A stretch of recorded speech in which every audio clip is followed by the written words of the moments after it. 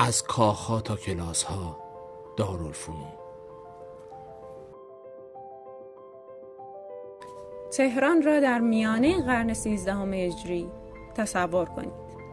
شهری محصور در دیوار با کوچه هایی که در آن صدای سم اسب و چرخ درشکه می‌پیچد. خانه ها کوتاه‌اند، اما در کاخ‌های سلطنتی بساط تجمل برپاست. در چنین شهری روزی در سال 1230 هجری قمری خبری پیچید. قرار است ساختمانی تازه ساخته شود. ساختمانی که نه کاخ است، نه مسجد و نه بازار. نامش دارالفنون است.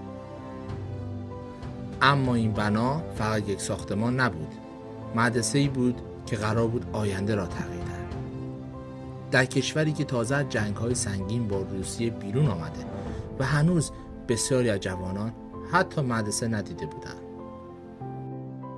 پشت این تصمیم مردی ایستاده بود. میرزا تقی‌خان فراهانی، بعدها مشهور به امیر کبیر.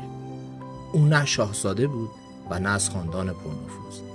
فرزند آشپزی ساده بود در کاخ شاهزادگان، اما هوش و تلاشش او را به مقام صدارت ناصرالدین شاه رساند. تاریخ او را مدیری عملگرا، سخت‌کوش و بی‌تعارف می‌داند. در دوران کوتاه صدارتش طرح‌های بسیاری آغاز کرد. اصلاح مالیه، سامان دادن ارتش و مهمتر از همه تأسیس مدرسه‌ای برای آموزش علوم نوین. امیر کبیر در سفرهای خارجیش اروپا را دیده بود. کارخانه‌ها، ارتش‌های مدرن، بیمارستان‌ها، دانشگاه‌ها و پرسشی مدام در ذهنش می‌چرخید: چرا ما نتوانیم چنین باشیم؟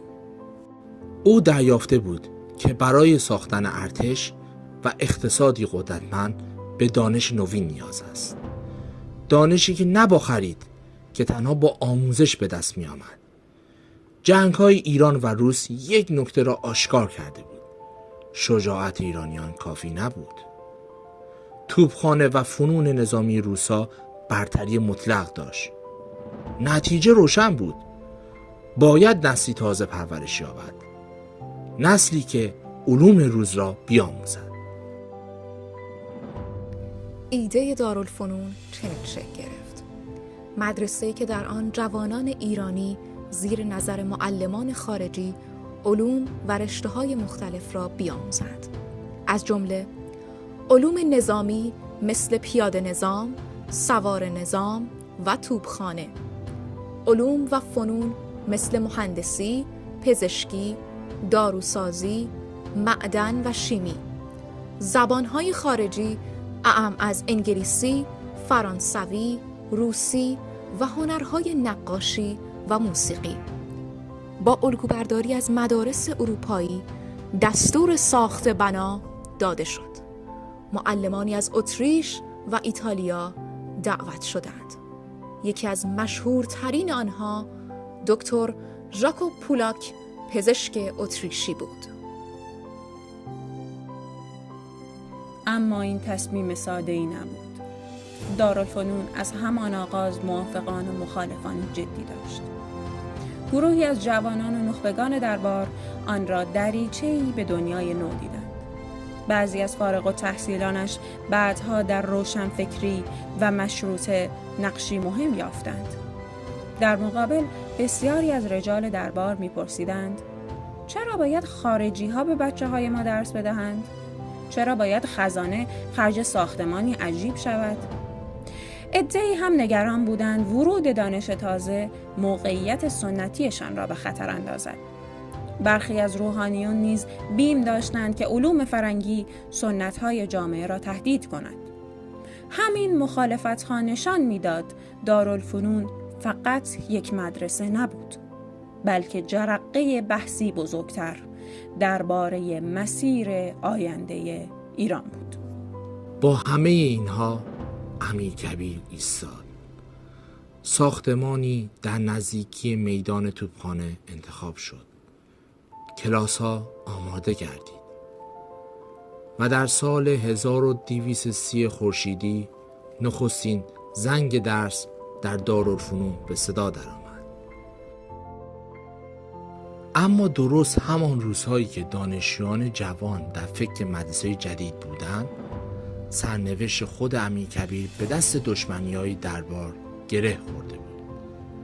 ناصرالدین شاه جوان که ابتدا به او اعتماد داشت، کم کم زیر نفوذ اطرافیان رفت و سرانجام در سال 1852 میلادی فرمان عزل و سپس قتل او صادر شد. در حمام فین کاشان، مردی که رویای مدرسه و اصلاح در سر داشت، در خون خود غلتید.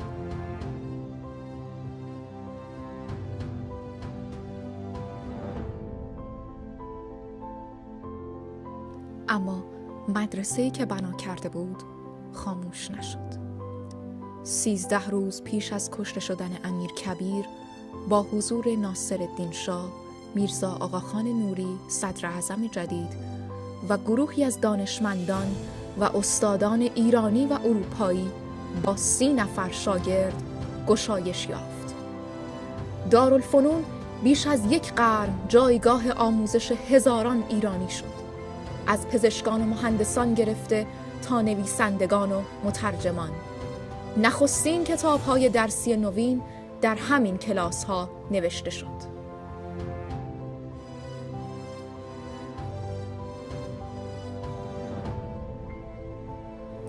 هرچند امیرکبیر دیگر نبود، اما اندیشه‌ای که کاشت زنده ماند. شاید بزرگترین پیروزیش همین بود، اینکه نام او در آجرهای دارالفنون ماندگار شد، حتی پس از مرگ. شاگردان مدرسه بعدها در میدانهای جنگ قفقاز، در بیمارستانهای تهران و در مجلس مشروطه حضور داشتند. هر یک میراثدار درسی بودند که در آن کلاس‌های باریک و روشن آموخته بودند. امیرکبیر دیگر نبود، اما انگار صدای او از دیوارها شنیده میشد. کشور با علم زنده میماند. و البته که تأسیس دارالفنون و آشنایی تدریجی ایرانیان با تغییرات و تحولات جهانی، اندیشه تغییر و لزوم حکومت قانون را نیرو بخشید. امروز اگر در خیابان ناصر خسرو به ساختمان نیمه فرسوده دارالفنون نگاه کنید، هنوز رد همان رویا را می‌بینید. بنایی که با جسارت یک مرد آغاز شد و پس از 170 سال هنوز ایستاده است، درست مانند نام بنیان گذارش امیرکبیر.